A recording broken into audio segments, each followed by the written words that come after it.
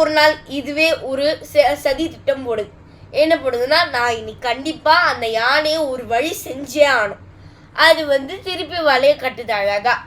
யானை தட்ட வரும்போது அது சிலந்தி யானை தும்பிக்கைக்குள்ள போயிடுச்சு. அந்த தும்பிக்கை ரொம்ப முக்கியமான பாகம் அந்த யானைக்கு. அது உள்ள போனதுனால அந்த சிலந்தி கடிக்க ஆரம்பிச்சிச்சு அந்த தும்பிக்கை. அந்த யானை அந்த வலியை தாங்க முடியாம தட்டி தட்டி தட்டி தட்டி தட்டி தட்டி தட்டி அந்த உள்ள இருக்க சிலந்தியா இறந்து போச்சு. அதுவும் இறந்து போச்சு. அதுக்கப்புறம் இந்த ஜென்மத்துக்கு வரலாம். அதுக்கப்புறம் சிவன் இந்த பிறவிக்கு வரலாம். சிவன் சிலந்திக்கு மட்டும் திருப்பி ஒரு பிறவி கொடுப்பாங்க.